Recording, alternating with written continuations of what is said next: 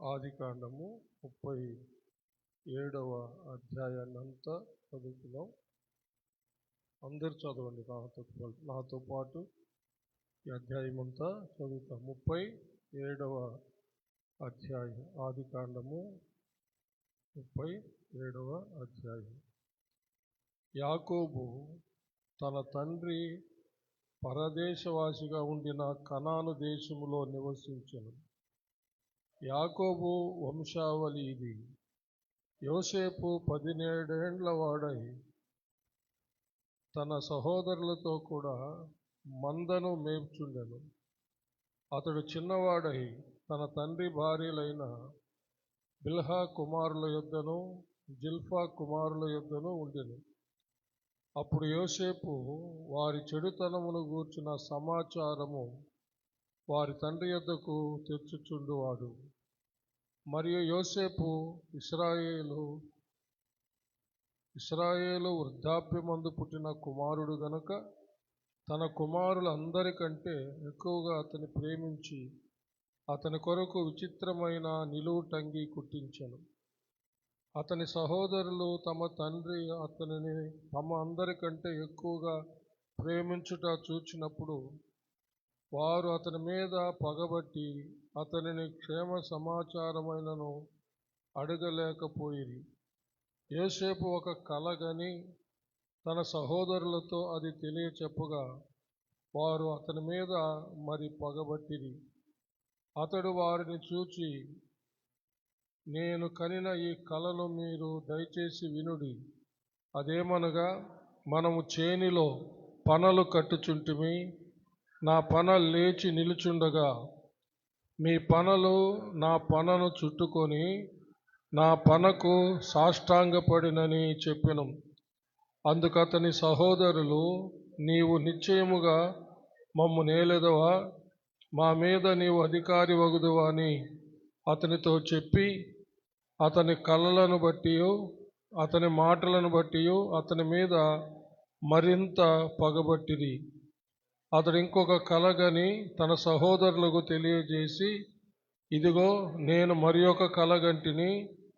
అందులో సూర్యచంద్రులను 11 నక్షత్రములను నాకు సాష్టాంగపడినని చెప్పాను.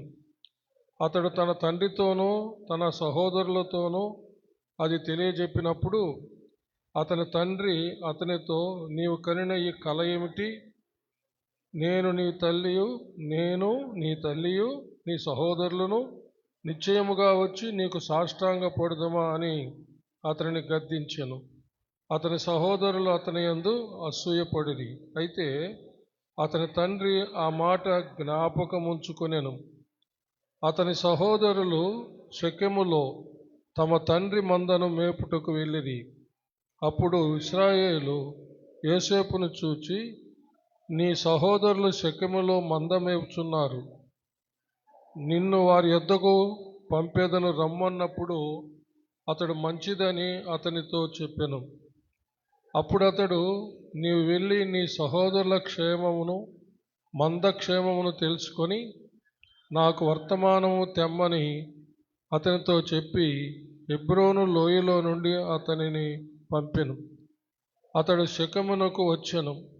అతడు పొలములో ఇటు అటు తిరుగుచుండగా ఒక మనుష్యుడు అతనిని చూచి నీవేం వెదుగుచున్నావని అతన్ని అడిగెను. అందుకు అతడు, నేను నా సహోదరులను వెదుకుచున్నాను. వారు ఎక్కడ మందను మేపుచున్నారో అది దయచేసి నాకు తెలుపుమని అడిగెను. అందుకు ఆ మనుష్యుడు, ఇక్కడ నుండి వారు సాగి వెళ్ళిరి, వారు దోతానుకు వెళ్ళుదము రండని చెప్పుకొనుట వింటిమని చెప్పెను. అప్పుడు యోసేపు తన సహోదరుల కోసము వెళ్ళి దోతానులో వారిని కనుగొనెను. అతడు దగ్గరకు రాకమునుపు వారు దూరం నుండి అతని చూచి అతని చంపుటకు దురాలోచన చేసిరి.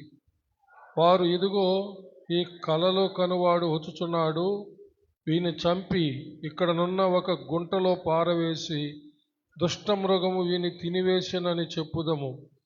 అప్పుడు వీని కలలేమగునో చూతము రండని ఒకరితో ఒకడు మాట్లాడుకొనిరి. రూబేను ఆ మాట విని మనం వారిని చంపరాదని చెప్పి వారి చేతులలో పడకుండా అతని విడిపించెను. ఎట్లనగా రూబేను అతని తండ్రికి అతను అప్పగించుటకై వారి చేతులలో పడకుండా అతను విడిపింపదలచి, రక్తము చిందింపకుడి, అతనికి హాని ఏమీ చేయక అడవిలోనున్న ఈ గుంటలో అతని పడద్రోయుడని వారితో చెప్పెను. యోసేపు తన సహోదరుల యొద్దకు వచ్చినప్పుడు వారు యోసేపు అంగీని అతడు తొడుగుకొని ఉండిన విచిత్రమైన నిలువుటంగిని తీసివేసి అతన్ని పట్టుకొని ఆ గుంటలో పడద్రోసిరి. ఆ గుంట వట్టిది, అందులో నీళ్లు లేవు. వారు భోజనం చేయ కూర్చుండి కన్నులెత్తి చూడగా ఐగుప్తునకు తీసుకొని పోవుటకు గుగ్గిలము, మస్తకియు, బోలమును మోయుచున్న ఒంటెలతో ఇష్మాయేలీయులైన మార్గస్థులు గిలాదు నుండి వచ్చుచుండిరి. అప్పుడు యోదా, మనము మన సహోదరుని చంపి వాని మరణమును దాచిపెట్టినందువలన ఏం ప్రయోజనము? ఈ ఇష్మాయేలీయులకు వానిని అమ్మివేయుదము రండి. వాడు మన సహోదరుడు, మన రక్త సంబంధి కదా, వానికి హాని ఏమీ చేయరాదని తన సహోదరులతో చెప్పెను. అందుకు అతని సహోదరులు సమ్మతించిరి. మిద్యానీయులైన వర్తకులు ఆ మీదుగా వెలుచుండగా వారు గుంటలో నుండి యోసేపును పైకి తీసి ఆ ఇష్మాయేలీలకు 20 తులముల వెండికి అతనిని అమ్మివేసిరి. వారు యోసేపును ఐగుప్తునకు తీసుకొని పోయిరి.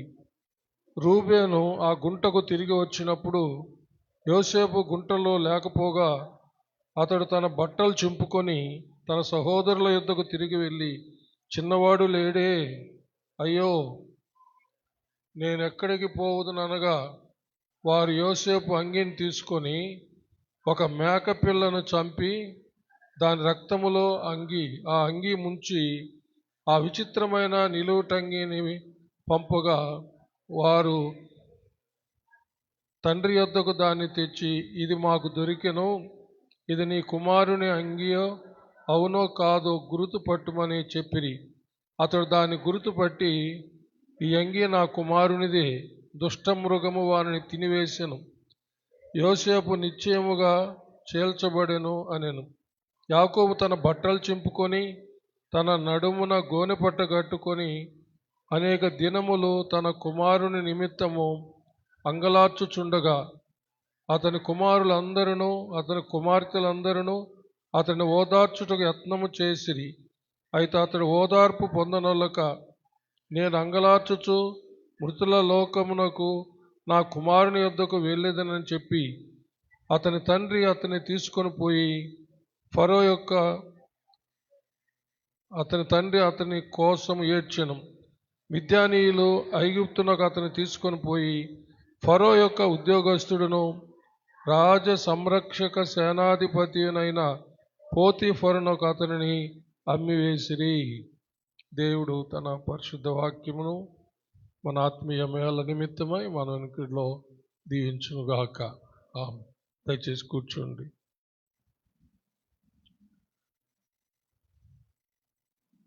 ప్రార్థన చేసుకున్నాం.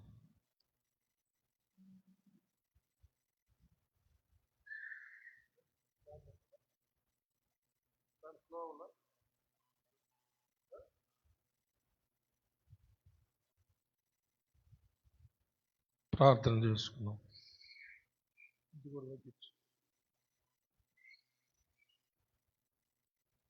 మహాపరిశుద్ధుడు అయిన మా ప్రియ పరలోకపు తండ్రి, దయగలిగిన మా దేవ యెహోవా, మీకు వందనములు, స్తుతులు, స్తోత్రములు చెల్లిస్తున్నాము. మీ దీన దాసుడునైన నన్ను మీ సిలువ చాటున మరుగు చేసుకొని నాతోనూ మా అందరితోనూ మాట్లాడమని క్రీస్తు పేర వేడుకొనుచున్నాము తండ్రి. ఆమేన్. హల్లెలూయా. యోసేపు దేవుని యొక్క ఆత్మను కలిగి ఉన్నాడని ఫరో రాజు ఎరిగి ఫరో రాజు యోసేపును ఐగుప్తు దేశం అంతటి మీద అధికారిగా నియమించాడు. గుర్తొస్తుందా?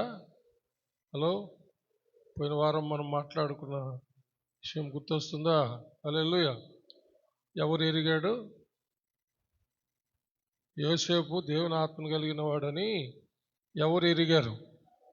ఫరో రాజు, అన్ని రాజు, ఒక బానిసగా ఐగుప్తు దేశంలో అమ్మబడినటువంటి అతనిలో ఫరో రాజు దేవుని ఆత్మను చూడగలిగాడు. హల్లెలూయా. మనము మన ప్రభు అయిన యేసయ్యకు సాదృశ్యంగా ఉన్నాడని చెప్పి చూస్తూ ఉన్నాం. అదే సమయంలో మనకు అన్వయించుకుంటున్నాం. హలో, మనకు చెప్పండి, అన్వయించుకుంటున్నాం. అది ముఖ్యం. మనము ఒక సబ్జెక్టు తెలుసుకునేసి వెళ్ళిపోవడం కాదు, మనకు చెప్పండి దానిని అప్లై చేసుకోవాలి, అన్వయించుకోవాలి. అప్పుడు మనము సరిచేయబడ్డానికి వీలవుతుంది అన్నమాట. అలా కాకుండా మనము ఒక ఉపదేశము లేకపోతే ఒక సబ్జెక్టు మనము వినేసి వెళ్ళిపోతే మన జీవితాలు ఏమి మనము సరిదిద్దుకోవడానికి వీలు కాదనమాట. కాబట్టి జాగ్రత్తగా, పోయిన వారం కూడా చెప్పాను, మనలో దేవుని ఆత్మ ఉన్నాడని అన్యులు చూడాలి. హల్లెలూయా. ఎవరు చూడాలా? అన్యులు చూడాలి మనలో ఉన్న ఆత్మ. వీళ్ళు దేవుని ఆత్మ కలిగిన వాళ్ళు అని. ఇప్పుడు కొంతమంది విరోధులు ఉంటారు, శత్రువులు ఉంటారు. వాళ్ళ సంగతి కాదు. హల్లెలూయా. వాళ్ళు మనలో దేవుని ఆత్మ ఉన్నా కూడా లేదని చెప్తారు, అది వేరే సంగతి. కానీ మనలను చూచినటువంటి మన శత్రువులు కానటువంటి వాళ్ళు, హల్లెలూయా, మనలో దేవుని ఆత్మ ఉన్నాడని కనీసము వాళ్ళు గుర్తెరగాలన్నమాట. హల్లెలూయా. అంటే ఒక మాటలో చెప్పాలంటే మన ఇంట్లో వాళ్ళే ఒప్పుకోవాలని దాని అర్థం. మన ఇంట్లో వాళ్ళే ఒప్పుకోవాలి దేవుని ఆత్మ. ఈయనలో ఇప్పుడు ఒక భార్య ఉంది, నా భర్తలో దేవుని ఆత్మ ఉన్నాడని భార్య సాక్ష్యం చెప్పగలగాలన్నమాట. అలాగా ఒకరి పట్ల ఒకరింట్లో అలాంటి సాక్ష్యము చెప్పుకోగలిగే స్థితిలో మనం ఉండాలి. తర్వాత బయట సంఘములో చప్పలు కొట్టి దేవుని మహిమపడతాం. కొన్ని సందర్భాల్లో శత్రువులు కూడా మారిపోయే అవకాశం ఉంటుంది. అప్పుడు వాళ్ళు మనలో చూస్తారన్నమాట దేవుని ఆత్మ ఉన్నాడని. కాబట్టి ఒకసారి పరిశీలన చేసుకోండి. నిన్ను గురించి ఎవరైనా దేవుని ఆత్మ కలిగిన వ్యక్తి, దేవుని ఆత్మ కలిగిన స్త్రీ అని ఎవరైనా చెప్పగలిగారా? దేవుని ఆత్మ కలిగిన యవనస్తురాలు, దేవుని ఆత్మ కలిగిన యవనస్తుడని ఎవరైనా నిన్ను చూసి చెప్పగలిగారా? దేవుని ఆత్మలో పాడారు, దేవుని ఆత్మలో కీర్తించారు అని చెప్పగలిగారా? దేవుని ఆత్మలో ప్రార్థించారని, ఆరాధించారని చెప్పగలిగారా? ఇది చాలా ప్రాముఖ్యమైనటువంటి విషయం అన్నమాట. దేవుని ఆత్మలో పాడారు, ఆరాధించారు అని అంటే ఎలా దానికి సూచన అంటే, ఆ ఆరాధనలో అనేకులు మారు మనసు పొందుతారు. అనేకులు మారు మనసు పొందుతారు. అదే సూచన. ఒక పాట పాడిన, ఆరాధన చేసిన, ఒక ప్రసంగం చేసిన, ఒక ఉపదేశం ఇచ్చిన, లేదా ఒక బైబిల్ స్టడీ తీసిన ఆత్మ ద్వారా జరిగిందంటే అక్కడ మారు మనస్సు కలిగే కార్యాలు జరుగుతాయన్నమాట. హలో, అంటే అనేకులు మారు మనసు పొందుతారు, రక్షించబడతారు, యేసయ్యను ఎరుగుతారు, యేసయ్య దగ్గరికి వస్తారు. సంఖ్యాపరంగా కూడా సంఘము పెరుగుతుంది అన్నమాట. ఇవి సూచన ఆత్మ ఉంటే. ఆత్మ లేకపోతే అవేవి జరగవు. ఆత్మ లేని చోట అంతా గందరగోళాలు ఉంటాయన్నమాట. అతిశయాలు, అధికారాలు, హోదాలు, కుర్చీల కోసం కొట్టుకోవడాలు ఇవన్నీ ఉంటాయన్నమాట భయంకరంగా. కానీ దేవుని ఆత్మ ఉన్న చోట ఎఫెసీయులకు రాసిన పత్రిక 4వ అధ్యాయము 1వ వచనం ప్రకారం అది జరుగుతుంది. చదువుతారా? కాబట్టి మీరు సమాధానమును బంధము చేత ఆత్మ కలిగించు ఐక్యమును కాపాడుకొనుటయందు శ్రద్ధ కలిగిన వారై ప్రేమతో ఒకరినొకడు సహించుచు మీరు పిలువబడిన పిలుపునకు తగినట్టుగా దీర్ఘశాంతముతో కూడిన సంపూర్ణ వినయముతోనూ సాత్వికముతోనూ నడుచుకొనవలనని ప్రభువును బట్టి ఖైదీనైన నేను మిమ్మును బతిమాలుచున్నాను. చప్పలు కొట్టి దేవుని మహింపరుస్తాం. హల్లెలూయా. ఇది జరిగేది దేవుని ఆత్మ ఉంటే. ఐక్యంగా ఉంటాం అందరం. హల్లెలూయా. హెచ్చు తగ్గులుండవు, అహంకారాలంతా ఉండవు, కోపావేశాలతో రెచ్చిపోవడం అంతా ఉండదు, జగడాలు ఉండవు, భయంకరమైనటువంటి పోరాటాలు ఉండవు. దేవుని ఆత్మ సంచరించే చోట ఎంతో దీర్ఘశాంతం ఉంటుంది, సహనం ఉంటుంది, సాత్వికం ఉంటుంది. అందరూ చక్కగా యేసు ప్రభు యొక్క పోలికలోనికి, ఆయన స్వరూపంలోనికి, ఆయన జీవన శైలిలోనికి అంతా మార్చబడిపోతాం అన్నమాట. అదే కావాల్సింది. హల్లెలూయా. మనం ఎన్ని సంవత్సరాలు దేవుని సన్నిధిలో ఉన్నాము అనేది కాదు, హలో, మనం ఎంత సీనియారిటీ అనేది కాదు ప్రియులరా. మనము మన ప్రభువులాగా చెప్పండి మార్చబడాలి. హల్లెలూయా. అది లేనప్పుడు ఎంత సీనియారిటీ అయినా ఏం ప్రయోజనం లే. యేసు ప్రభువులాగా మనము ఆయన గుణాతిశయాలు లేకపోతే ఏమీ ప్రయోజనం లేదు. మరొక వాక్య భాగాన్ని విజ్ఞాపకం చేస్తాను. పేతురు రాసిన మొదటి పత్రిక 2వ అధ్యాయము 9వ వచనాన్ని చదువుకుందాం. అయితే మీరు చీకటిలో నుండి ఆశ్చర్యకరమైన తన వెలుగులోనికి మిమ్మును పిలిచిన వాని గుణాతిశయములను ప్రచురము చేయి నిమిత్తము ఏర్పరచబడిన వంశమును, రాజులైన యాజక సమూహమును, పరిశుద్ధ జనమును, దేవుని సొత్తైన ప్రజలనై ఉన్నారు. హల్లెలూయా. చూసారా, దేవుని ఆత్మను కలిగినటువంటి వాళ్ళము మనము ఇంకా చీకట్లో ఉండడం జరగదన్నమాట. ఏంటి? చీకట్లో నుంచి మనము దేవుని వెలుగులోనికి వచ్చిన వాళ్ళం. హల్లెలూయా. వెలుగున్న చోట చీకటికి తావు ఎలా ఉండదో, జీవపు వెలుగు, లోకానికి వెలుగు, నిజమైన వెలుగైన యేసు ప్రభువులో ఉన్నటువంటి నీలో నాలో ఇక సైతాన్ అనే చీకటి, ఈ లోకమనే చీకటి, ఇంకా రకరకాల చీకట్లు ఏవి కూడా ఉండవు అన్నమాట. హల్లెలూయా. అంత మాత్రమే కాకుండా మనం ఏ వెలుగుతో అయితే వెలిగించబడ్డామో ఆ వెలుగు యొక్క గుణాతిశయములు, అనగా మన ప్రభు అయిన యేసుక్రీస్తు యొక్క గుణాతిశయాలను మనము కలిగి ఉంటాం. వాటిని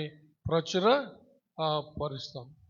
ఇప్పుడు ప్రచురపరచడం అనేది నోటితో జరిగేది. హల్లెలూయా. అంటే ప్రకటిస్తాం. కానీ దానికంటే గొప్పగా క్రియ చేసేది ఏంటంటే ఆ గుణాతిశయాలను మనము కలిగి ఉండడం, వాటిని అనేకులు మనలో చూడగలగాల. చప్పట్లు కొట్టి దేవుణ్ణి మహిమపరుస్తాం. ప్రకటించేటప్పుడు వింటారు, హలో, మనం కలిగి ఉన్నప్పుడు చూస్తారన్నమాట. హల్లెలూయా. అయితే చూచే దాంట్లోనే ఎక్కువ కార్యం జరుగుతుంది. అర్థమైందా? హల్లెలూయా. ఒకసారి అంటే ఎలవారి దీనిలో ఒక ఆయన కొంచెం పెద్ద ఆయన, హలో సల్మాన్ ఇట్రా అన్నాడు. ఏమ్మా మా మామ అవుతాయి మా నిన్ను మేము గౌరవించేది సాల్మాన్ అని కాదు, నీలో దేవుడు ఉన్నాడు అందుకు అన్నాడు ఆయన. ఏమన్నాడు? నీలో దేవుణ్ణి చూస్తున్నాం మేము, అందుకు నిన్ను మేము గౌరవించేది అన్నాడు. అంటే సొంతూరు కాబట్టి అటు మాట్లాడతారు నాతో.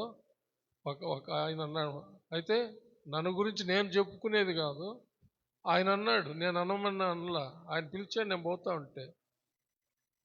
మనలో ప్రభువుని చూడాలి. హల్లెలూయా.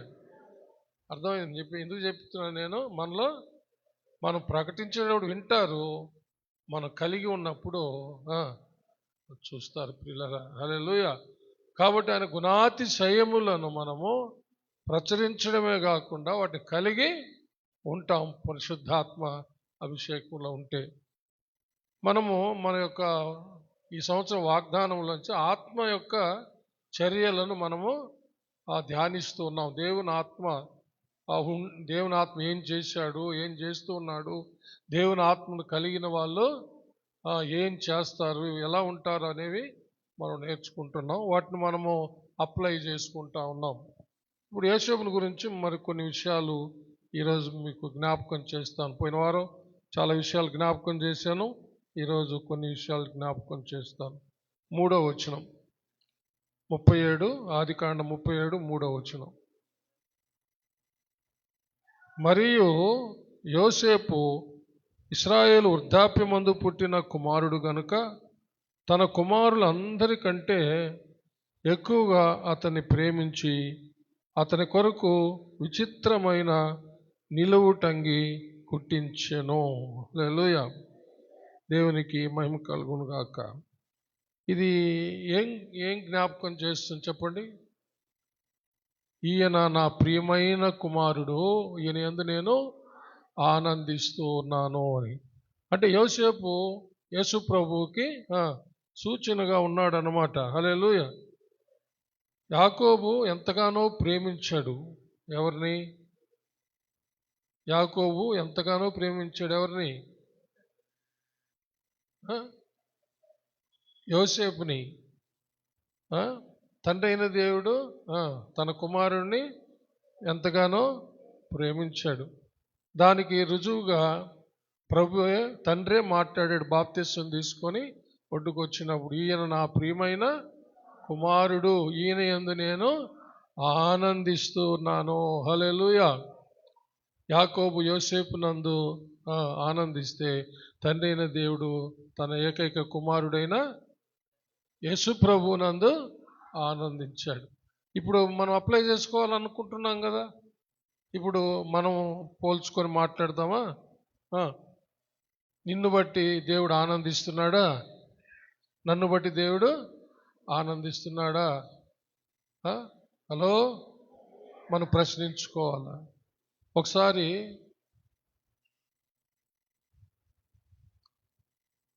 నన్ను ప్రభువులోకి నడిపించడంలో కొంతమంది దైవజనులు నాకు ఇచ్చాడు. వాళ్ళల్లో రామారావు పాస్టర్ గారు ఒకసారి ఒక సాక్ష్యం చెప్పారు. వారు ఏంటంటే, మదనపల్లిలో వర్క్ చేస్తున్నాడు అన్నమాట.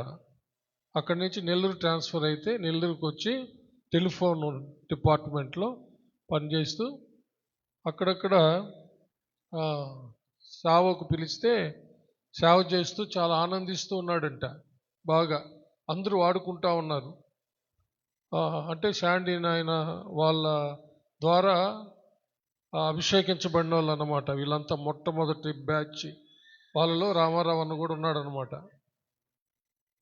అప్పుడు ఒకసారి నెల్లూరు ఏబిఎం హాస్పిటల్ ఆ దారిని వస్తూ ఉన్నాడంట సైకిల్ వేసుకొని. ఒక స్వరం వినబడిందంట, నేను నిన్ను బట్టి ఆనందించడం లేదు అని. నేను నిన్ను బట్టి ఆనందించడం లేదు అని. ఏంది ఎవరు అంటున్నట్టున్నారు అనుకొని మళ్ళీ తొక్కుతున్నాడంట. మళ్ళా వినబడిందంట ఆ స్వరం, నిన్ను బట్టి నేను ఆనందించడం లేదు అని. అప్పుడు సైకిల్ దిగేసి ఒక పక్కకు పోయి ఆలోచించడం మొదలుపెట్టాడంట. ఏంది ఇట్లా దేవుని స్వరము నాకు వినపడింది. నేనైతే నేను నేను చేస్తున్న సేవను బట్టి నేను చాలా ఆనందిస్తున్నానే. నేను చేస్తున్న సేవను బట్టి నన్ను బాగా వాడుకుంటున్నారు. నేను బాగా సేవ చేస్తున్నానని నేను ఆనందిస్తుంటే దేవుడు నన్ను గురించి ఆనందించడం లేదని చెప్తున్నాడని చెప్పి అప్పుడు ఆయన దేవుని సన్నిధిలో మోకరించి ప్రార్థన చేసి మొట్టమొదటిగా శాండీ నాయన్ని నెల్లూరుకి మీటింగ్కి ఆహ్వానించాడు అనమాట. హల్లెలూయా. మొట్టమొదట శాండీ నాయన్ నెల్లూరుకి ఆహ్వానిస్తే డేవిడ్ దయాసాగర్ గారు వాళ్ళ ఫాదరు రెవరెండ్ కీర్చెస్ క్రిస్టోస్టం ఫాస్టర్ గారు వాళ్ళ ఇంట్లో స్టే చేసి ఆ చర్చిలో మాట్లాడుతూ నెల్లూరు టౌన్ హాల్లో మొట్టమొదటి మీటింగు మన శాండీ నాయన్ ద్వారా జరిపించారనమాట. అక్కడి నుంచి షకీనా సహవాసము నెల్లూరులో ఏర్పాటు చేయడం జరిగిందనమాట. అంటే ఇదంతా అంత ఏర్పాటు జరిగిందనమాట. కానీ అన్న ఏంటంటే రామారావు గారు ఏంటంటే అక్కడక్కడ సేవలు వాడబడుతూ చాలా హ్యాపీగా ఉన్నాడంట. అయితే దేవుని యొక్క సంకల్పము అది కాదని తెలుసుకొని ఇప్పుడు మన షకీనా సేవల అంతా విస్తరించిన దాంట్లో రామారావు గారు కూడా ఒక భాగం అన్నమాట. చప్పలు కొట్టి దేవుడిని మహింపరుస్తాము. హల్లెలూయా. కాబట్టి దయచేసి ఆలోచించండి. నిన్ను బట్టి నువ్వు బహుగా ఆనందిస్తున్నావేమో, నువ్వు చేసే విషయాలు, లేక నీ ప్రార్థనలు, నీ యాచనలు, విజ్ఞాపనలు, ఇంకా నీ ఉపవాసాలు, ఇంకా దేవుని సేవకు నువ్వు ఇచ్చేది, నువ్వు ఇచ్చే దశంభాగాలు, ఇంకా అన్ని నువ్వు ఆనందిస్తున్నావేమో. నేను బాగానే ఉన్నాను, కానీ దేవుడు నీ యందు ఆనందిస్తున్నాడా? హల్లెలూయా అనేది ఒక ఆలోచన మనము చేయాలి. హల్లెలూయా. భయంతో భక్తితో మనము దేవుని యందు మనము జీవించాలి. ఇది మనతో దేవుడు ఆనందిస్తున్నాడని ఎలా తెలుస్తుంది? ఇప్పుడు ప్రభు ఆయన స్వరాన్ని వినిపించాడు.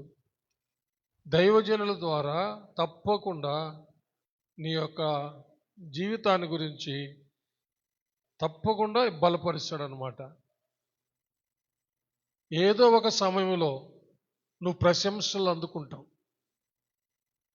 దైవజనుడి ద్వారా, సంఘ కాపురి ద్వారా నువ్వు నిజముగా దేవుని యొక్క ఆత్మను పొంది దేవునికి ప్రియమైన దానివిగా, ప్రియమైన వాడుగా ఉన్నావు అని చెప్పి నీవు ఒక సాక్ష్యం పొందుతావు.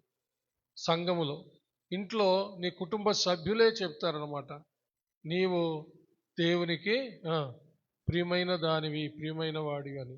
హల్లెలూయా. కాబట్టి మనం ఏ స్టేజ్లో ఉన్నామో ఆలోచించి చూడండి ఒక్కసారి. ఎప్పుడైనా ఇలాంటివి మనము ఆలోచించింది లేదు. గుడికొస్తున్నాం, పోతున్నాం, ఇలాగనే సాగిపోతూ ఉంది. కానీ మనకు అప్లై చేసుకున్నప్పుడే మనం ఏ స్టేజ్లో ఉన్నాం, ఏ స్థితిలో ఉన్నాం అనేది మనకు అర్థమవుతూ ఉంది. జాగ్రత్తగా పరిశీలన చేసుకున్నాం. హల్లెలూయా. అయితే యోహాను సువార్త 3:16 ఏం చెప్తుంది చూడండి. దేవుడు లోకమును ఎంతో ప్రేమించెను కాగా ఆయన తన అద్వితీయ కుమారునిగా పుట్టిన వాని యందు విశ్వాసముంచు ప్రతివాడు నశింపక నిత్య జీవం పొందినట్లు ఆయనను అనుగ్రహించెను. హల్లెలూయా. ఇప్పుడు చూడండి, ఇక్కడ యాకోబు తన బిడ్డలందరికంటే యోసేపుని ఎక్కువగా ప్రేమించాడు. తండ్రి అయిన దేవుడు కూడా యేసు ప్రభువుని ఎంతగానో ప్రేమించాడు. హల్లెలూయా. అయితే ఈ వాక్యం ఏం చెప్తుంది? శిష్యుడైన యోహాను ఏం రాస్తున్నా అంటే, దేవుడు లోకమును ఎంతో ప్రేమించాడంట. అంటే దీని భావము ఏమై ఉంటుంది? కొన్ని సంవత్సరాలు నాకు అర్థం కాలేదు అది.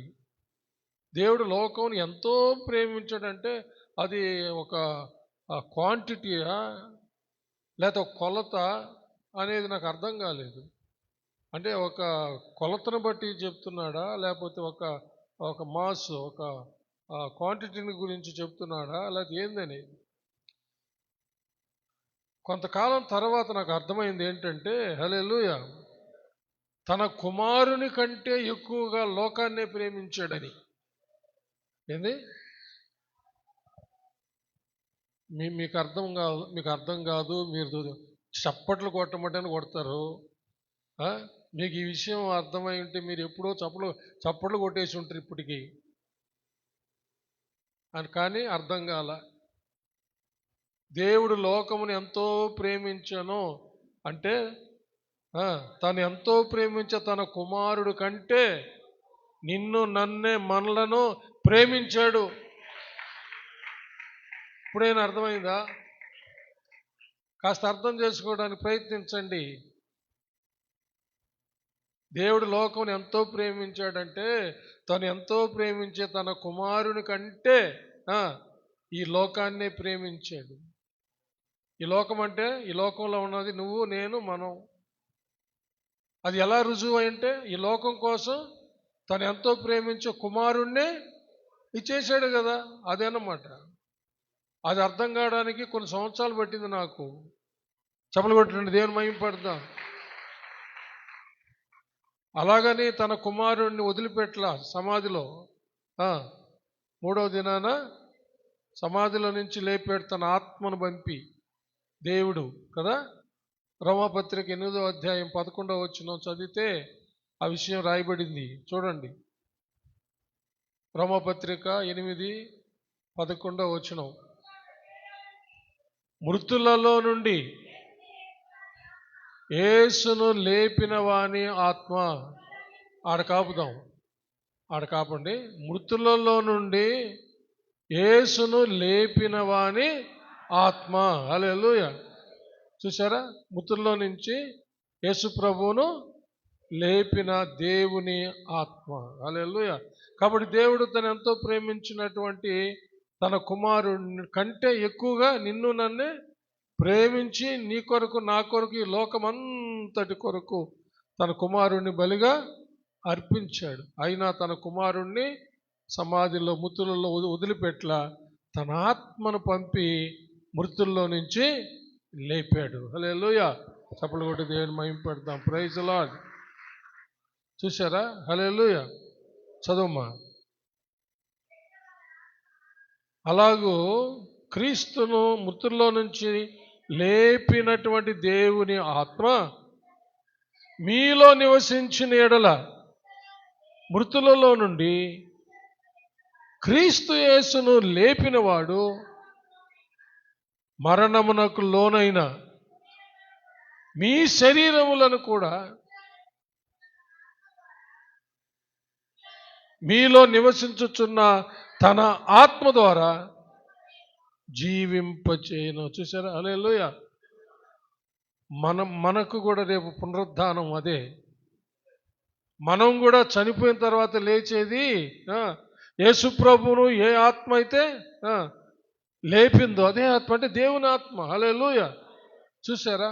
మళ్ళా ఏం చేశాడు దేవుడు? యేసు ప్రభువుని మనలను ఆయన సమానం చేశాడు. చప్పలు కొట్టి దేవుని మహిమపడతాం.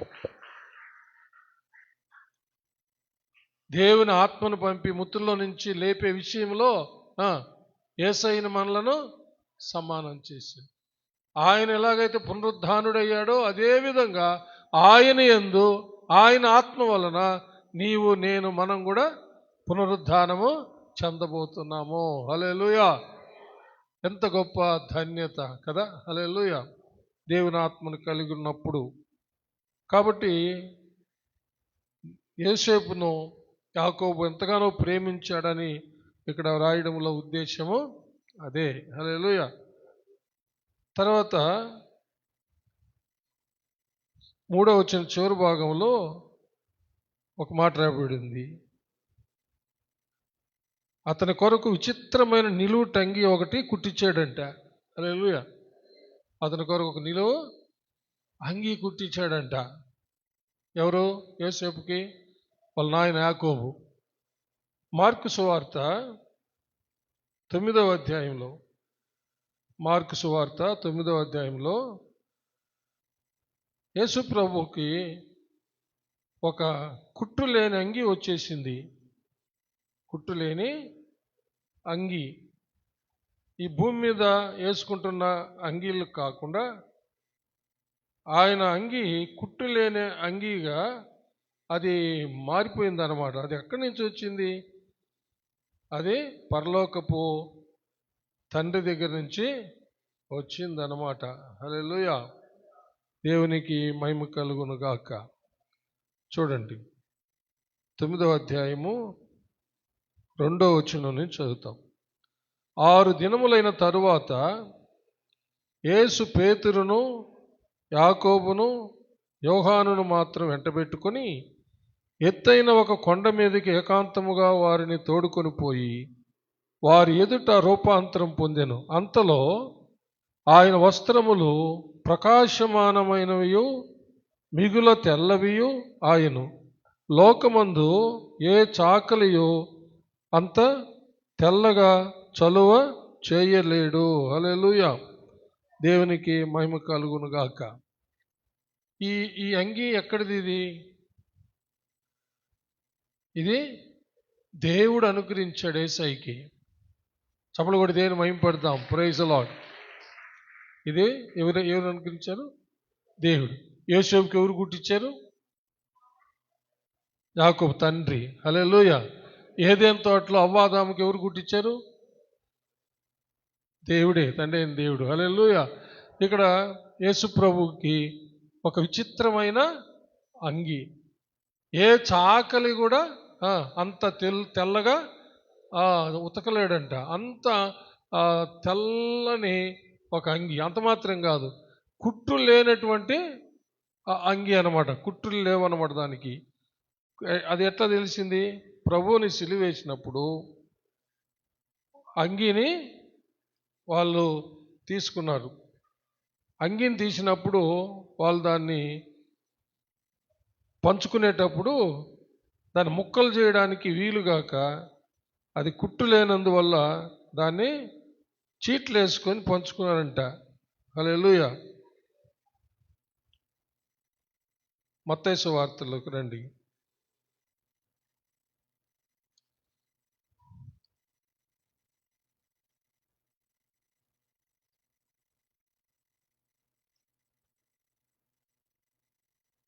ముప్పై 32వ వచనం నుంచి 27వ అధ్యాయము 32వ వచనం నుంచి చదువుతాం. వారు వెళ్ళుచుండగా కురేనీయుడైన సీమోను అని ఒకడు కనబడగా ఆయన సిలువ మోయుటకు అతన్ని బలవంతం చేసిరి. వారు కపాల స్థలమును అర్థమిచ్చు గొల్గొతా అనబడిన చోటికి వచ్చి చేదు కలిపిన ద్రాక్ష రసమును ఆయనకు త్రాగనిచ్చిరి. కానీ ఆయన దాని రుచి చూచి తాగనొల్లకపోయింది. వారు ఆయనను సిలువేసిన పిమ్మట చీట్లు వేసి ఆయన వస్త్రములు పంచుకొనిరి. అంతటా వారు అక్కడ కూర్చుండి ఆయనకు కావలి ఉండిరి. హల్లెలూయా. ఎందుకు అలాగో చీట్లు వేశారంటే అది కుట్టు లేదన్నమాట దానికి. అది ఒక నిలువు టంగి. దేవునికి మహిమ కలుగును గాక. దేవుడు అది ఎలా వచ్చిందంటే అది దేవుని వల్ల, దేవుని దగ్గర నుంచి వచ్చింది. తర్వాత ఇప్పుడు మళ్ళా ఆదికాండంలోకి వస్తాం.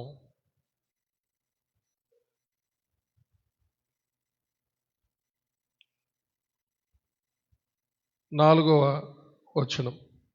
అతని సహోదరులు తన తండ్రి అతనిని తమ అందరికంటే ఎక్కువగా ప్రేమించుట చూచినప్పుడు వారు అతని మీద పగబట్టి అతనిని క్షేమ సమాచారమైనను అడగలేకపోయిరి.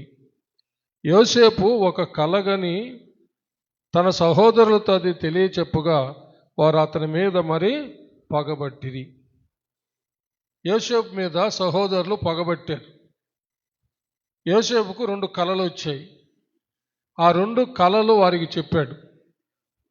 ఒక కల భావం ఏమిటంటే యోసేపుకు 11 మంది సహోదరులు నమస్కారం చేసి ఒక రోజు వస్తుందని. ఇంకొక కల భావం ఏమిటంటే తల్లి తండ్రి 11 మంది అన్నదమ్ముళ్ళు సాగిలు పడతారని మరొక కల భావం అన్నమాట. ఈ రెండు కళలు విన్న తర్వాత ఇంకా మరి ఎక్కువగా వారికి కక్ష వచ్చేసిందనమాట. వాళ్ళ నాన్నగారు కూడా ఏమన్నారంటే, నేను మీ తల్లి మీ సహోదరులు వచ్చి నీకు సాగిలి పడతామంటరా అని అన్నాడు. కానీ ఆ తండ్రి అంట జ్ఞాపకం పెట్టుకున్నాడంట. 11వ వచనం, అతని సహోదరులు అతని యందు అసూయపడిరి, అయితే అతని తండ్రి ఆ మాట జ్ఞాపకం ఉంచుకొనెను. హల్లెలూయా. అయితే తండ్రి మాత్రము అలా అన్నాడు కానీ జ్ఞాపకము ఉంచుకున్నాడు. ఇప్పుడు 12వ వచనం చూడండి. అతని సహోదరులు షెకెములో తమ తండ్రి మందను మేపుటకు వెళ్ళిరి. అప్పుడు ఇశ్రాయేలు యోసేపును చూచి, నీ సహోదరులు షెకెములో మంద మేపుచున్నారు, నిన్ను వారి యొద్దకు పంపెదను రమ్మన్నప్పుడు అతడు మంచిదని అతనితో చెప్పెను. చప్పలు కొట్టి దేవుని మహిమపడదాం. ఇప్పుడు యాకోబు యోసేపుని తన సహోదరుల దగ్గరికి పంపడానికి ఏర్పాటు చేస్తున్నాడు అనమాట. హల్లెలూయా. అందరూ చప్పలు కొట్టి దేవుని మహిమపరచడం ఒకసారి. ఇప్పుడు సహోదరులు ఎలా ఉన్నారు? ఇప్పుడు యోసేపు పట్ల కక్షతో ఉన్నారు, శత్రువులుగా ఉన్నారన్నమాట. ఇప్పుడు ఆ యొక్క శత్రువులు కక్ష కలిగి పగబెట్టుకొని ఉన్నటువంటి సహోదరుల దగ్గరికి ఇప్పుడు యోసేపుని తండ్రి పంపిస్తున్నాడు అన్నమాట. యోసేపు ఏమన్నాడంటే మంచిది అన్నాడు. హల్లెలూయా. మంచిది, నేను వెళ్తాను. పరలోకంలో ఒక సభ జరిగిందంట. హల్లెలూయా. భూలోకానికి వెళ్ళి భూలోకంలో ప్రజల కొరకు ఎవరు వెళ్తారు, వారిని వెదికి రక్షించడానికి ఎవరు వెళ్తారు, వారిని రక్షించడానికి వాళ్ళ ప్రాణం పెట్టాల్సి వస్తుంది, ఎవరు పెడతారు అని చెప్పి ఒక సభ జరిగిందంట. తండ్రి అయిన దేవుడు తన దూతలు అందరితో కలిసి, అలాగే కుమారుడైన దేవుడు, పరిశుద్ధాత్మ దేవుడు అంత మౌనంగా ఉన్నారంట. హల్లెలూయా. ఎలా ఉన్నారు? అంత మౌనంగా ఉన్నారంట. ఎవ్వరు నేను వెళ్తాను అని చెప్పి చెప్పడు. ఎందుకంటే చెప్పాల్సిందంతా చెప్పేశాడు అన్నమాట తండ్రి. ఈ విధంగా ఉండబోతుంది, ఈ విధంగా సిలువేస్తారు, ఈ విధంగా హింసిస్తారు, దూషిస్తారు, ఆ ప్రజల పాపమంతా వేసుకోవాలి, శాపాలంతా వేసుకోవాలి, ఈ విధంగా అని మొత్తం అంటే జరగబోయేదంతా వాళ్ళకి చెప్పేశాడు అన్నమాట. హలో. అప్పుడు ఒక్కరు కూడా ముందుకు రాలేదంట. అయితే యేసు ప్రభు మాత్రము నేను వెళ్తాను తండ్రి అన్నాడంట. హల్లెలూయా. మంచిది, నేను వెళ్తాను. హల్లెలూయా. అర్థమైందా? ఇక్కడ కూడా యోసేపు మంచిది, నేను వెళ్తాను అన్నాడు. అదేవిధంగా యేసు ప్రభు ఈ భూలోకంలో ఉన్న ప్రజలంతా పాపులై భయంకరంగా నశించిపోయినటువంటి వారి కోసం తండ్రి అయిన దేవుడు పంపితే ఆయన సంతోషంగా వచ్చాడు. హల్లెలూయా. సంతోషంగా వచ్చాడంటే అంతా దోచుకోవడానిక, తన ప్రాణం పెట్టడానికే? తన ప్రాణం పెట్టడానికి వచ్చాడు. చప్పలు కొట్టి దేవుని మహిమపడదాం. హల్లెలూయా. లూకాసు వార్త 19వ అధ్యాయము 10వ వచనాన్ని చదువుకుందాం.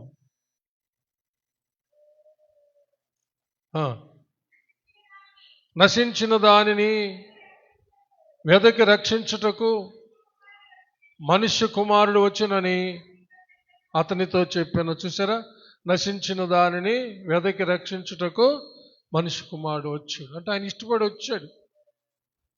యోసేపు ఏ విధంగా అయితే ఇష్టపడి నేను వెళ్తానని అన్నాడో అదేవిధంగా పరలోకం నుంచి మనల్ని రక్షించడానికి, లోకాన్ని రక్షించడానికి ఇష్టపడి మంచిదని యేసు ప్రభు వచ్చాడు. హల్లెలూయా. తిమోతికి రాసిన మొదటి పత్రిక 1వ అధ్యాయము 15వ వచనం.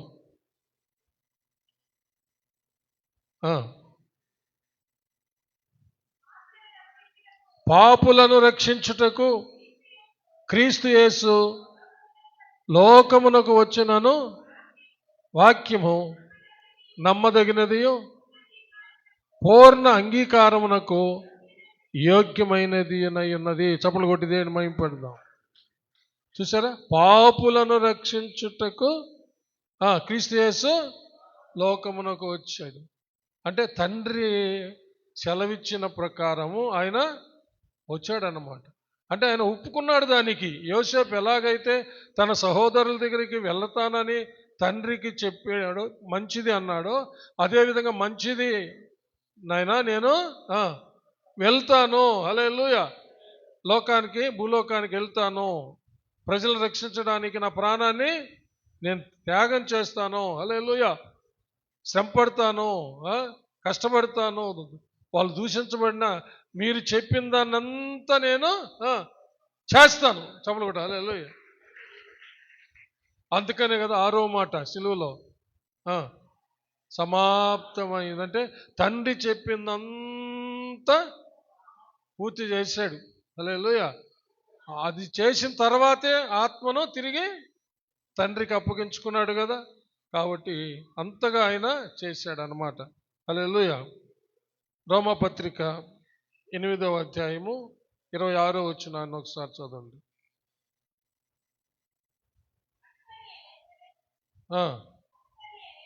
ఒక్క నిమిషం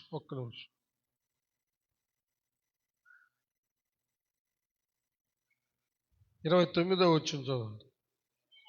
ఎందుకనగా తన కుమారుడు అనేక సహోదరులలో జ్యేష్ఠుడగునట్లు దేవుడు ఎవరిని ముందు ఎరిగెనో వారు తన కుమారునితో సారూప్యం గలవారగుటకు వారిని ముందుగా నిర్ణయించెను.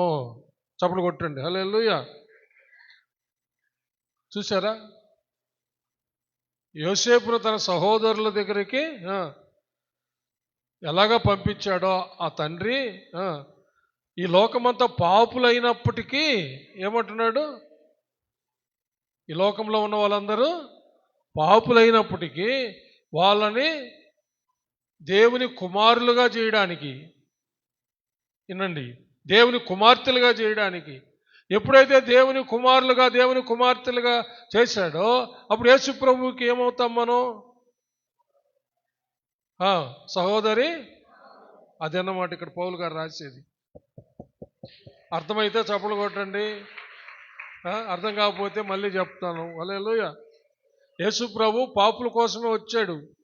అయితే పాపుల కోసం వచ్చి పాపులను రక్షించి వాళ్ళని దేవుని కుమారులుగా దేవుని కుమార్తెలుగా చేయడానికి, చేసిన తర్వాత ఏమవుతారని అడుగుతున్నా నేను. దేవుని కుమారుడు దేవుని కుమారులుగా దేవుని కుమార్తెలుగా చేస్తే నిన్ను నన్ను మనం యేసయ్యకి ఏమవుతాము, అదన్నమాట. ఎందుకంటే ఇప్పుడు యోసేపుని యాకోబు తన సహోదరుల దగ్గరికి పంపించాడు.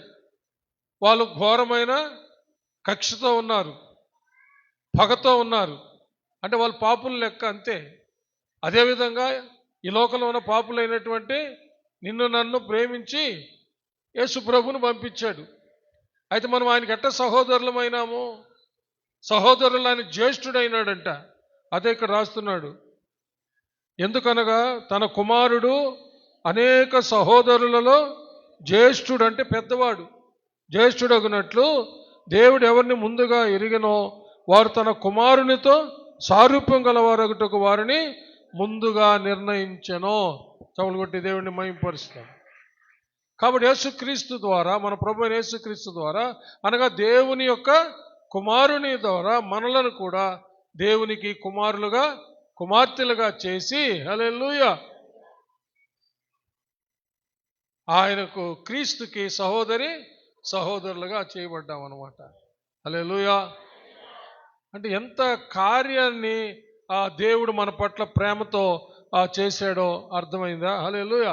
అందుకని పౌలు గారు ఏమంటారంటే, యేసుక్రీస్తు దేవుని సొంత కుమారుడైతే మనము దత్త కుమారులము కుమార్తెలము అన్నాడు అనమాట.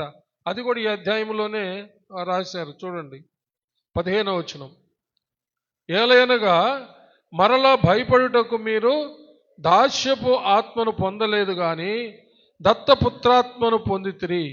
ఆత్మ కలిగిన వారమై మనము అబ్బా తండ్రి అని మొరపెట్టుచున్నాము. మనము దేవుని పిల్లలమని ఆత్మ తానే మన ఆత్మతో కూడా సాక్ష్యం ఇచ్చుచున్నాడు. హల్లెలూయా. ఎప్పుడైతే మనము యేసు ప్రభువును సొంత రక్షకుడుగా అంగీకరించి రక్షించబడ్డామో, దేవుని ఆత్మను పొందామో, అప్పుడు మనము దేవుని పిల్లలమయ్యాం. హల్లెలూయా. అంటే దత్తపుత్రులము, దత్త పుత్రికలమయ్యాం అన్నమాట. హల్లెలూయా. అయితే యేసు ప్రభు దేవుని సొంత కుమారుడు అయితే, అంటే అట్లా పోల్చి చెప్పబడింది. ఆయన సొంత కుమారుడైతే యేసుక్రీస్తునందు రక్షించబడి దేవుని ఆత్మను పొందినటువంటి మనం అందరము హల్లెలూయా దేవుని పిల్లలము, యేసుక్రీస్తుకు సహోదరులము అని స్పష్టంగా చెప్పబడింది అన్నమాట. దేవునికి మహిమ కలుగును గాక. అయితే ఇది ఎలా జరిగిందంటే, పాపులైనటువంటి లోకాన్ని ప్రేమించి తన కుమారుణ్ణి పంపించాడు. హల్లెలూయా. కుమారుడు ఒప్పుకుంటేనే పంపించాడు అనమాట. యోసేపు ఎలా ఒప్పుకొని మంచిదని అన్నల దగ్గరికి వెళ్తా అన్నాడో, అదేవిధంగా యేసు ప్రభు మంచిదని ఒప్పుకుంటేనే తండ్రి పంపించాడు అనమాట. గలతీయులకు రాసిన పత్రిక 4వ అధ్యాయము 4వ వచనం. అయితే కాలము పరిపూర్ణమైనప్పుడు దేవుడు తన కుమారుణ్ణి పంపెను.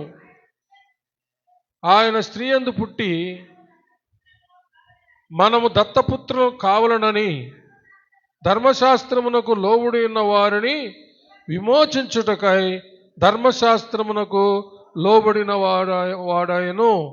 మరియు మీరు కుమారులై ఉన్నందున నాయన తండ్రి అని మొరపెట్టు తన కుమారుని ఆత్మను దేవుడు మన హృదయములలోనికి పంపెను. కాబట్టి నీవొక దాసుడవు కావు, కుమారుడవే. కుమారుడవైతే దేవుని ద్వారా వారసుడవు. చప్పలు కొట్టాలి. హల్లెలూయా. ఎంత దేవునికి వారసులను చేసేసాడు. అసలు పాపులమైన మనలను తీసుకొని పోయి దేవుడు తన పిల్లలుగా చేసుకొని, అంటే దత్తపుత్రులుగా చేసుకొని యేసు ప్రభువుకి సహోదరులుగా చేసి యేసు ప్రభువుకు చెందినటువంటి వారసత్వంలో భాగాన్ని మనకు కట్టబెట్టాడు. హల్లెలూయా. అర్థమవుతుంది ఏమన్నా? దేవుడు మన పట్ల చేసిన గొప్ప కార్యము. హల్లెలూయా. రేపు మనం వారసులం కాబట్టి హక్కుదారులం కదా. హల్లెలూయా. మనకు పరలోకాన్ని స్వతంత్రించుకోవడానికి చెప్పండి హక్కు ఏర్పరిచాడు దేవుడు. హల్లెలూయా. పరలోకాన్ని స్వతంత్రించుకోవడానికి హక్కు ఏర్పాటు చేశాడు దేవుడు మనకు. రేపు నువ్వు అడగపోతే నాకు హక్కు ఉంది. హల్లెలూయా. నీ భాగంలో నీవు చెప్పండి, నీ భాగంలో నువ్వు అనుభవిస్తావు. నీకు ఒక నివాసం ఉందాడు, ఒక ఇల్లు ఉంది, దేవుడు ఏర్పాటు చేస్తా ఉన్నాడు. దాన్ని స్వతంత్రించుకోబోతున్నావు. ఇంకా కిరీటాలు ఉన్నాయి బహుమానంగా, వాటి స్వతంత్రించుకోబోతున్నావు. పరలోకంలో సింహాసనాలు ఉన్నాయి, వాటి స్వతంత్రించుకోబోతున్నావు. దేవుడు నీ కోసం పరలోకంలో ఏవైతే సిద్ధపరిచి పెట్టాడో వాటిని స్వతంత్రించుకునే వారసుడవై హక్కుదారుడవైనావు. హల్లెలూయా. ఇదంతా ఎలా జరిగింది? ఊరికనే చెప్పుకునేది కాదు. ఎలా జరిగింది? పాపులమైన మనల్ని ప్రేమించి దేవుడు తన కుమారుణ్ణి పంపించాడు. కుమారుడు మన కోసం బలి అయి త్యాగం చేసి ఆయన రక్తము ద్వారా ఈ కార్యాలన్నీ, ఈ భాగ్యాలన్నీ మనకు కలిగాయి అన్నమాట. చప్పలు కొట్టి దేవుణ్ణి మహింపరుస్తాం. హల్లెలూయా. దేవునికి మహిమ కలుగును గాక. కాబట్టి మనము ఇప్పుడు అప్లై చేసుకుంటాం. ఇప్పుడు మనము అప్లై చేసి మనకు ఏంటంటే, ఇప్పుడు మనము దేవుని పిల్లలుగా ఉన్నామా లేదా? దేవుని పిల్లలుగా ఉన్నామా లేదా? లేకపోతే ఇంకా దెయ్య పిల్లలుగానే ఏమన్నా లోకంలో జీవిస్తున్నామా? దేవుని పిల్లలం మనం ఎవరమి? దేవుని పిల్లలం. యేసు ప్రభువుకి సహోదరులం, పరలోక వారసులం. హల్లెలూయా. పరలోక వారసులం, హక్కుదారులం. నువ్వు అలాగున్నావా? దేవుని పిల్లలైనా మనం ఒకసారి ఆలోచన చేయాలి. ఒకవేళ దేవుని పిల్లలుగా నేను లేను అని నీ మనస్సాక్షి నిన్ను హెచ్చరిస్తూ ఉంటే, నిన్ను గుచ్చుతూ ఉంటే, వెంటనే నీ జీవితాన్ని సరిచేసుకొని నువ్వు దేవుని పిల్లవనే దేవుని బిడ్డ అనే విషయాన్ని జ్ఞాపకం చేసుకొని, నేను దేవుని బిడ్డను అయిపోతేనే, బాప్తిసం తీసుకున్నప్పటి నుంచి నేను దేవుని బిడ్డనే, మరి ఇప్పుడేది నేను మరలా ఇట జీవిస్తున్నానే అని పరిశుద్ధాత్మ దేవుడు నీకు హెచ్చరిక చేస్తూ ఉంటే, వెంటనే నీ జీవితాన్ని దేవుని బిడ్డగా స్థిరపడేదానికి నువ్వు ప్రయత్నము చేయాలా. హల్లెలూయా. అప్పుడే నీవు నీ యొక్క వారసత్వపు హక్కు కలిగి నీవు నీ భాగాన్ని నువ్వు స్వతంత్రించుకుంటావు. హల్లెలూయా. ఒక మాట చెప్పి ముగిస్తాను. 16వ కీర్తనలో మనకు అంటే ఆ వారసత్వపు హక్కు ఎలా ఉంటుందో అనే దాన్ని మీకు జ్ఞాపకం చేస్తాను. దావీదు రాజు చాలా చక్కగా రాశాడు దాన్ని. దేవునికి మహిమ కలుగును గాక. 5వ వచనం చదవండి. యెహోవా నా స్వాస్థ్య భాగమో, నా పానీయ భాగమో, నీవే నా భాగమును కాపాడుచున్నావు. మనోహర స్థలములలో నాకు పాలు ప్రాప్తించెను, శ్రేష్టమైన స్వాస్థ్యము నాకు కలిగెను. చమరుగుటల ప్రైజ్ గాడ్. హల్లెలూయా, హల్లెలూయా. గ్యారెంటీ ఇది. నాకైతే ఒళ్ళు పులకరిస్తాను. మీరు కలవలు. పరలోకంలో వారసత్వం హక్కు కలిగిన మనకు యేసు ప్రభువులో భాగం, శ్రేష్టమైన మనోహర స్థలం పరలోకంలో భాగము. హల్లెలూయా. గ్యారెంటీ అన్నా. ఏమన్నాను? గ్యారెంటీ అన్నా, అంతే. ఈ లోకంలో ఏది గ్యారెంటీ కాదు. అది అర్థమైంటే ఇందాకనే మీరు ఆనందించుండేవాళ్ళు. ఈ లోకంలో ఎవరు గ్యారెంటీ కాదు. ఏది? పరలోకం గ్యారెంటీ. హల్లెలూయా. చమలు కూడా దేని మహిమపడతాం. ప్రభు గ్యారెంటీ. హల్లెలూయా. దేవునికి మహిమ కలుగును గాక. మన కళ్ళతో ఈ భూమి మీద చూసేవన్నీ గ్యారెంటీ కాదు, కానీ విశ్వాసపు నేత్రాలతో చూస్తున్నామే, దేవుడు, పరలోకము, ఇవన్నీ నిజం. హల్లెలూయా. శాశ్వతం, స్థిరం. హల్లెలూయా. ఈ భూమి మీద నీకెవరైనా, ఒకవేళ నీ తల్లిదండ్రులైనా సరే, సిద్ధపరిచినటువంటివి నీకు దక్కుతాయో లేదో నాకైతే తెలియదు, కానీ పరలోకంలో ఉన్నటువంటి మన భాగాలు మాత్రం మనకు ఖచ్చితంగా దక్కుతాయి. చప్పలు కొట్టి దేవుణ్ణి మహిమపరుస్తాం. కాబట్టి మనము దేవుని పిల్లలుగా ఉన్నామా లేదా అనేది ఒకసారి పరిశీలన చేసుకొని, ఒకవేళ ఏదైనా లోకానుసారంగా లోక పిల్లల్లాగా సైతాని పిల్లల్లాగా జీవిస్తూ ఉంటే మన జీవితాలను సరిచేసుకోవడం చాలా మంచిదని జ్ఞాపకం చేస్తూ ఈ సందేశాన్ని నేను ముగిస్తున్నాను. దేవుడి కొద్ది మాటలు దీవించునుగాక. వచ్చేవారు మరికొన్ని విషయాలు యేసు జీవిత చరిత్రలో నుంచి చూద్దాం. ప్రార్థించుకుందామా? అందరు తల నుంచి కళ్ళు మూసుకునండి. Hallelujah, hallelujah, hallelujah. Praise the Lord, praise the Lord. Thank you Jesus, thank you Jesus. అందరూ ఒక్క నిమిషం ఆలోచించాం. Praise the Lord. చిన్న వాక్యాన్ని బట్టి మనం ప్రార్థన చేసుకుందాం.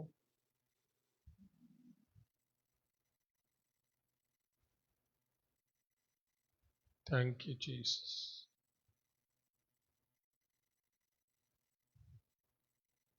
మహాపరిశుద్ధుడు అయిన మా ప్రియ పరలోకపు తండ్రి, మీకు వందనాలు, స్తుతులు, స్తోత్రములు చెల్లిస్తున్నాం.